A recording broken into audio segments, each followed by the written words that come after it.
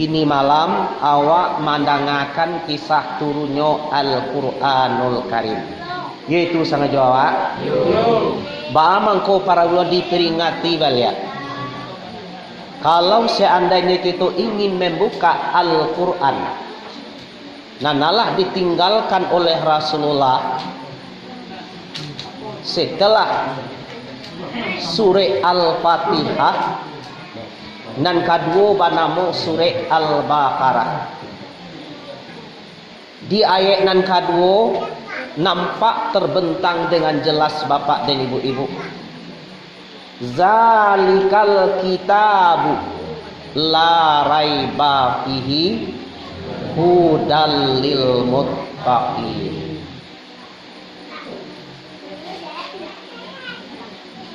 Artinya kalau bahasa awak ini kitab mukasino Al-Quran itu maksud zalikal kitab ba'a kitab lo la raiba fihi, ndak ada keraguan di dalamnya dok.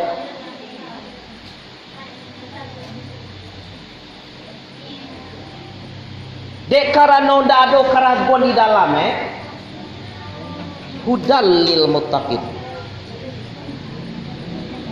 menjadi petunjuk bagi orang-orang yang bertakwa. Jadi siapapun kita yang hidup di permukaan bumi ko bapak dan ibu-ibu, bukan hanya kita umat Islam, orang non-Islam sendiri atau orang kafir itu butuh petunjuk. Siapa nih? Tapi kadang-kadang petunjuk itu ada nan salah mambi'e. Bama kau salah petunjuk nan diambil dek karena lah dibisikkan oleh suara setan iblis. Jadi kita orang yang bertakwa, pedomana Al-Quran. Asabo emang kau bisa menjadi petunjuk. Kalau Al-Quran kau basuh ndak basuh awak gitu. Kecoa basuh uang Minangkabau, kecoa basuh Indonesia Al-Quran. Al-Quran kau basuh Arab. Bahasa Arab tu bahasa Rasulullah. Bahasa Arab itu adalah bahasa surga. Itu mangko ada hadis Nabi mengecekkan ahibul Arabia li salasah.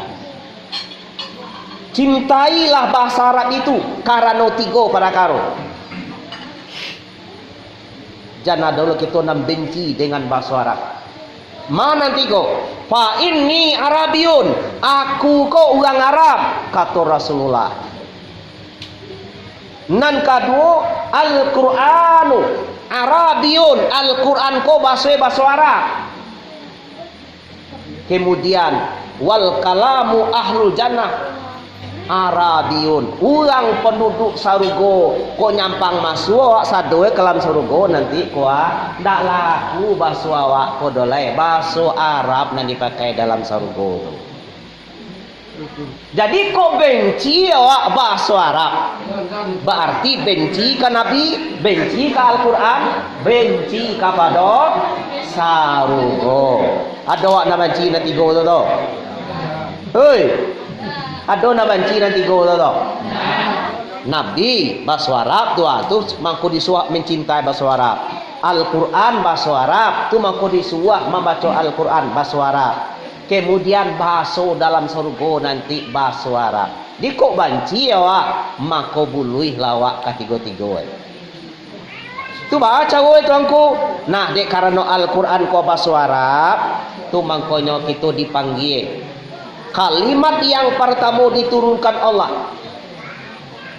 Ayat yang pertama diturunkan kepada Nabi melalui malaikat Jibril ketika Nabi sedang berkhilawat di Gua Hira, diawali dengan kalimat Iqra. Itu ditegaskan dan dijelaskan dalam Sahih Bukhari dan Sahih Muslim. Ketika Nabi sedang berkhilawat di Gua Hira, Nyo meminta bekal secukupnya kepada Siti Khadijah istri Rasulullah. Tapi di 7 balik bulan Ramadan malam nan sangat tanang. Bado tanang nado suau tadanga kalua cie dia dah. Udaro sempurna lo tanang dingin indak angin indak sadeng elok. Sagalo makhluk tapi dua sadoe. Saat itu itulah banamu malam-malam kadar namoi bapak dan ibu-ibu seperti disebutkan di dalam Al-Quran, inna anzalnahu fi lailatul qadr. Sesungguhnya kami telah menurunkan Al-Quran itu pada malam kadar. Datanglah malaikat menyampaikan wahyu yang pertamanya dengan membaca kalimat Iqra. Kau pelajaran ke awak Al-Quran yang pertama itu turun kepada Nabi dia dengan Iqra. Iqra apa muka saya kau. Wahai kita umat Islam, jangan bodoh, pandailah membaca Al-Quran. Jadi tugas awak yang pertama, yo bisa membaca Al-Quran kau ni. Liam wah lah rumah tangga awak pandai baca Al-Quran tu. Bisuak kamati bagaja. Dikajai dia dulu. Di kumpulan ada tua sebanyak-banyak ada loh. Di barek daun pisang, saya lihat daun pisang tu pucuk kalau nyolong keluar tua, kami sarean mereka atau seakan-akan bado tinggi langit kau dan jangkau tadi coba menjangkau. Mau lu itu kete, mau lu itu kete. Iya mana itu? Ndak talok oh tinggi langit kau jadi ya. Ndak talok roh, ndak mungkin kau roh. Di Cibolo mau kue bumi lebado loh bumi kau nyama kue kau apa deka. Di Cibolo mau kue, ndak tahu kue lo dok. Ndak kamu kio lau bumi kau jadi aja. Abak sudah nyolai, akhirnya masih amalah kok kabatang. Mati makan tuang dahnya ya. Amuah di kantong dok. Nasa se. Ada dicoba-coba mauji kekuasaan Tuhan Allah Nabi Sarah patuah hela. Jadi anak para temu tugas awak sesuai dengan anak para temu turun Iqra, awak disuruh wajib membaca Al-Quran.